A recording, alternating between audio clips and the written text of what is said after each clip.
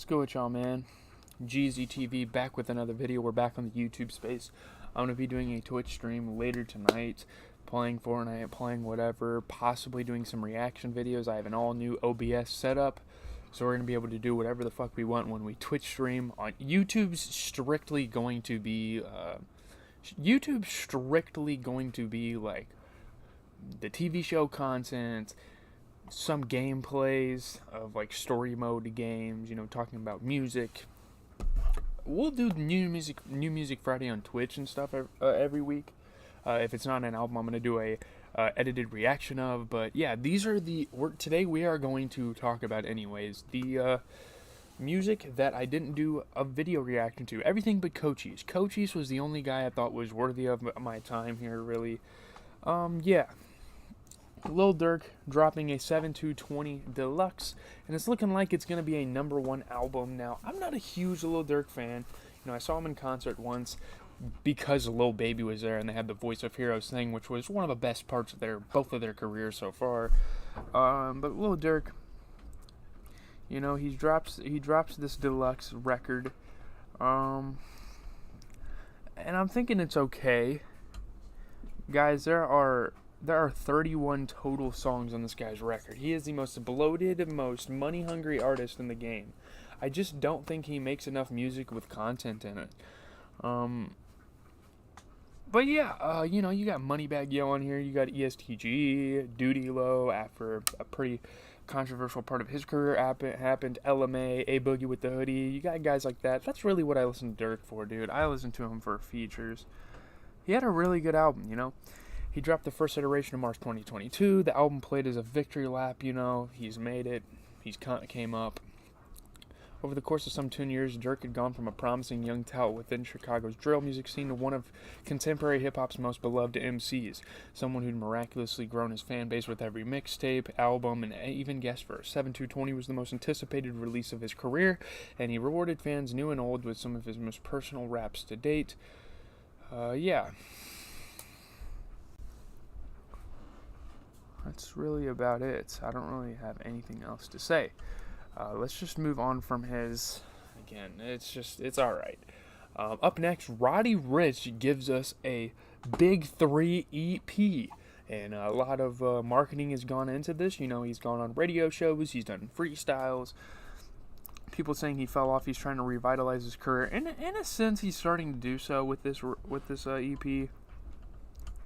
I definitely think it's a pretty solid effort, Back in December, he promised fans that the third edition of his celebrated Feed the Streets mixtape series was on the way. This is kind of the beginning of it. Though we'd still be begging him for it 6 months later, Roddy delivered a holdover of sorts in the Big 3 here. The title is a reference to the single's 3 songs, all of which paint a clearer picture of the LA MC's style.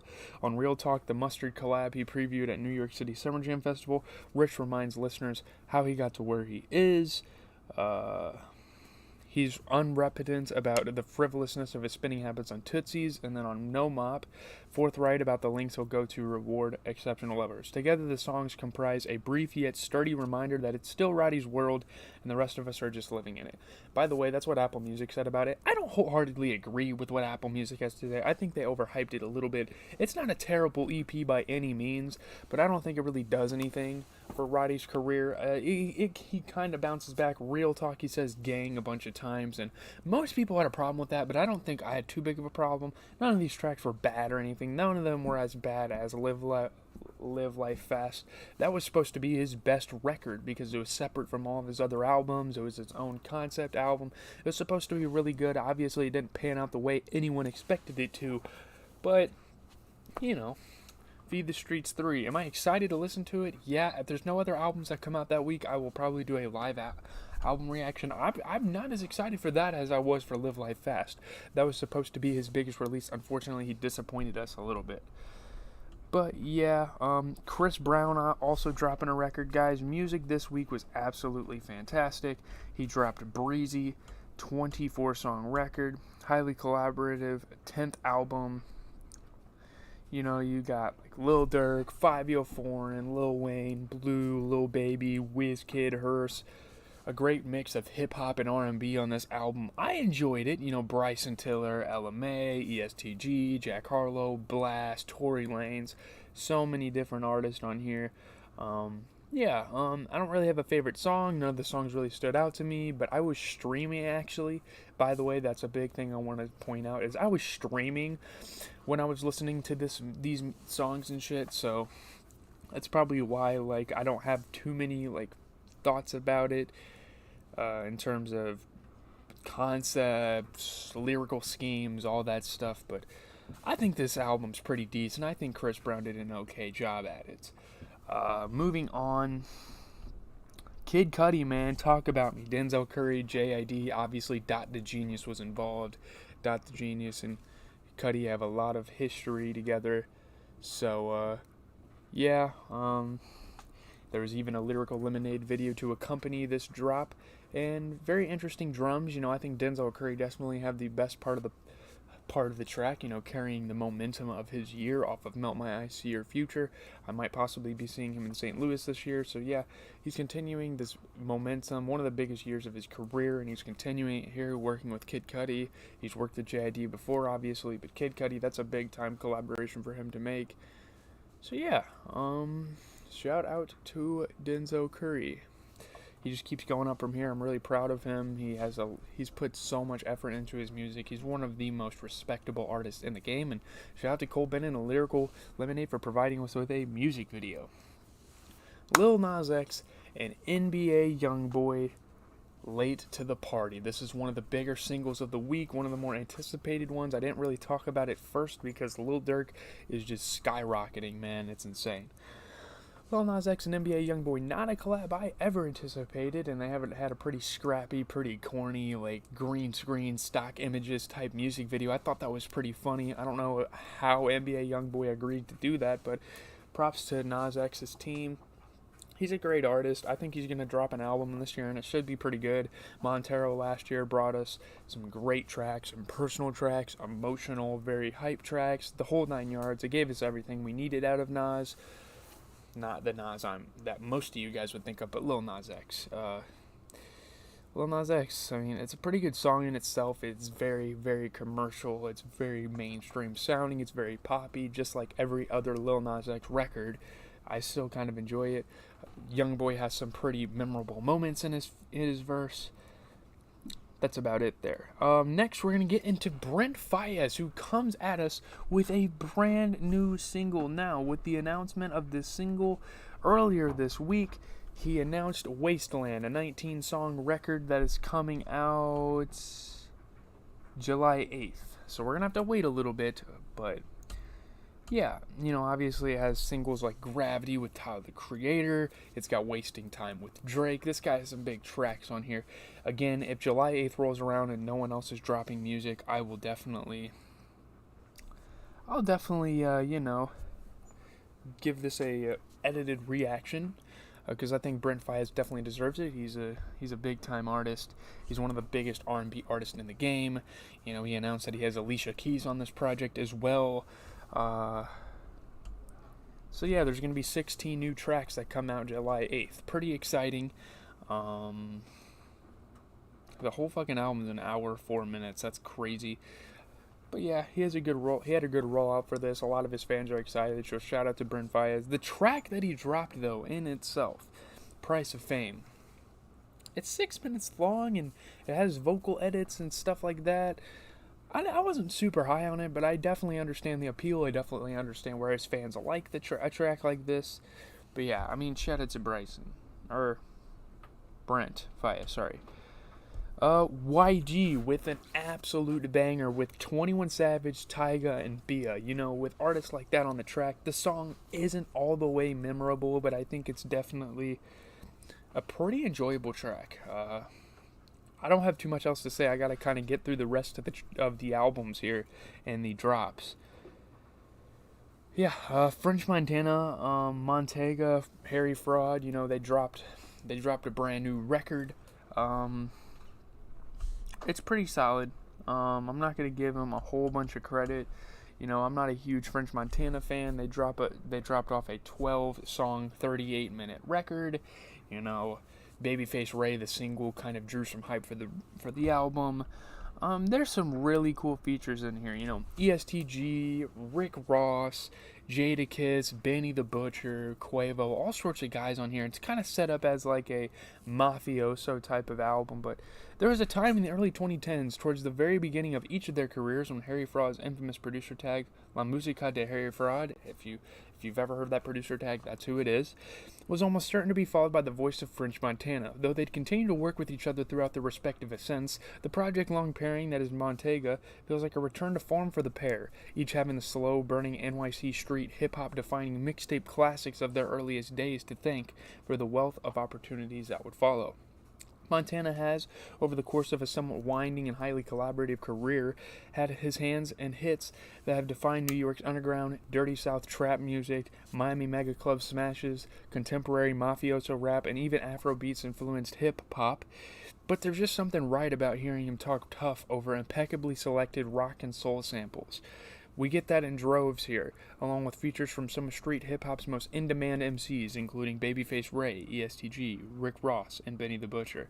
The only thing missing from the old days, to be specific, are the voices of the still incarcerated Max B and dearly departed Chinks, both of whom French shouts out on multiple songs. So, French Montana kind of digging back in the vault, digging back in his roots. I really like that. It's very respectable. This isn't the greatest album of all time or anything, but I can definitely respect his notion here. Don Q dropped a album. I'm not a huge fan of Don Q. He's been on a couple of tracks I've actually admired in the past.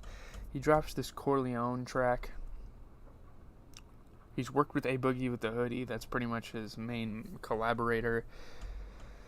It's a pretty respectable track list. 42 Doug's on here, Dream Doll, Rowdy Rebel, A Boogie with the Hoodie, Dusty Locane, G Herbo. And by the way, we're going to hear G Herbo's name all sorts of times here. He is on a lot of the tracks.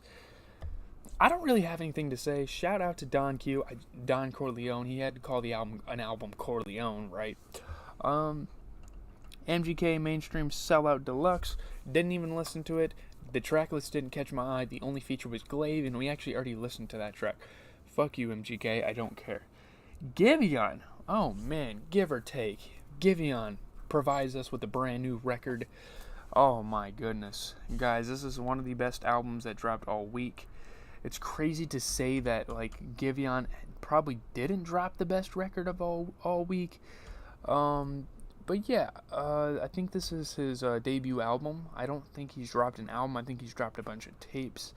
But here's the first voice we hear. The whole concept of the album is me having a conversation with my mom, and we're just catching up. Hers is the first voice we hear as she tells the singer how proud she is of him. Then comes the nocturnal breakup jam, Let Me Go. There's a great hook. Mom closes it out well. Give or Take unfolds like the pages of a journal, detailing the romantic escapades of a 20-something who loves love, but isn't always prepared to have it. Between wandering eyes, bad timing, and the desire to heal always at odds with the weakness of the flesh, there's a bit of everything here conceptually. The songs are experiences he recounts to his mom in search of advice or perhaps absolution. Giveon's gorgeous voice has the kind of grit and soul that imbues every lyric with emotional romance. The production throughout further adds to the mood while also allowing his instrument to take center stage. As a result, these songs sound and feel like some of his most mature to date, even as he searches for romantic maturity within himself. There was little different about his approach this time around. By the end of it all, Mom is brought to tears, the happy sort, though. Giveon kind of shared the ideas and inspirations behind each of the songs. I'm not going to get to that, but Giveon, shout out to you, man. You dropped a really good album. I think, I could have given a edited album review, but I like Cochise more. And by the way, go check out that video. A lot of you guys are showing some major support. I got to get off here in about 9 minutes or so. I got to go watch some TV, go watch the BET Awards. The Quarry that video is going to be late. It's probably going to be 10 o'clock when I start streaming that, and then I'm going to hop on Twitch right after, so there's that for you. I really liked For Tonight, Lost Me, just great songs here by Giveon. I am almost more than willing to re-listen to that. Coi Leray, Coi Leray's a pretty hated artist, but she drops a new single, Involved. It's been all over TikTok, she's definitely marketed it very well. But yeah. I don't really have much to say about it. Coachie's dropped an album again. Like I said, The Inspection. Check my reaction on my channel. It's a great one. Money Man comes out with an album called Big Money. It's solid. It's not something I would be that is very memorable, but Money Man, he's a pretty decent artist. You know, you got G Herbo, Nardo Wick, Benny the Butcher on this record. 3 pretty good artists, pretty respectable ones. Street artist with some pretty high rep. So yeah, Money Man definitely gets the credit for that. DaBaby trying to kind of revive his career with a brand new song with Davido. Sounds kind of weird. I feel like it's more swayed towards Davido fans and DaBaby fans. J.I. drops an album I don't really care about. K-Camp didn't drop a single, although I thought he was.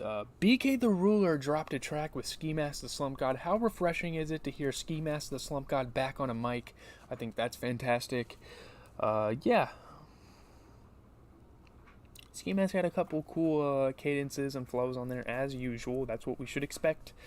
But Shorty dropped a record, Ponde River, and with this drop, he pretty much announced that an album's coming soon from him. I don't remember. He put a date on it. Shorty. It's called More Than Music Part 2.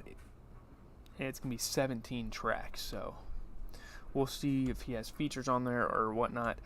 21's artist Lil Harold drops a record, a brand new album. I think that's really, really dope. The Larry Deluxe. Shout out to Lil Harold. I listened to a couple of the tracks on here. He's got some cool features here. G Herbo's on here again. Lotto's on here. Offset's on here. Some pretty good features. You know, he's a part of Slaughter Gang Entertainment. He has 21 Savages, one of his biggest artists right now. Some pretty goofy tracks on here, but overall, I think he's got a future. That's gonna do it for the rap part, or not like rap's page. They posted a New Music Friday. Eminem dropped a track with Snoop Dogg. That was pretty big, although the track is kind of disappointing. It's pretty fun to hear these two legends on the rap Mount Rushmore come together. I think it's fantastic. Is there any more? I think Juicy J and Pierre Bourne might have dropped an album, but the only good feature on there was Project Pat. Yeah, okay. Let me think. Pierre Bourne, I really liked him when he dropped The Life of Pierre 5, but now he just drops too many records on top of each other. I'm not a big fan of that, so that's just my opinion. Let's get into, oh my gosh, what was it? Lupe Fiasco's brand new record. Oh my. Second best, I don't know. It's really difficult to rank this album. It's 10 tracks, 41 minutes, drill music and Zion by Lupe Fiasco. I had to save this for the finale. Rap-wise, technical rap-wise, this album is fantastic, and I might need to listen to it again. Lupe Fiasco's hopping in a whole different bag on this record, man. Miss Mural's a good song. Naomi's good. I like Seattle. I listened to Autoboto. That was a single that dropped for the record, so I pretty much had 9 new tracks to dive into, which was a joy. Varying lengths, Naira pretty much carried the track list, being on 3 of the 10 songs. Great female vocalist. We opened up with a poem from Aisha on the Lion's Den, talking about some very conscious like topics, social issues, racial issues.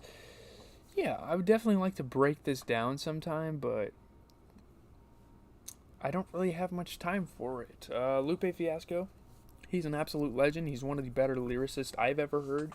He's definitely not too shabby, man. I mean, he can spit. He's talking about real stuff. He's got great flows, great rhyme schemes. Please check out Lupe Fiasco's new album if you have not. But that's going to do it. I don't really have anything else to say. I got some TV to go watch. I got the BETs, man. We got Breaking Bad. I'm going to watch The Boys. I already watched the 7th episode of Euphoria, by the way, so I'm going to have all 3 of those reviews out for you tomorrow. So, yeah. I'm going to announce every day on my YouTube channel when I'm going to be streaming on Twitch. We're going to be able to react to stuff. I think Tuesday night, Summers is supposed to drop a new album, so we'll do a listening party on that. I think that will be a whole lot of fun. So, yeah. Go over to my Twitch, GZTV, live on Twitch, all lowercase, and if you're from my Twitch community, hello. We only have 5 followers over there, but we're trying to grow it, hopefully in the future. Yeah, gotta go hang out with the fam, go eat some food, all that type of stuff. But I will catch you guys.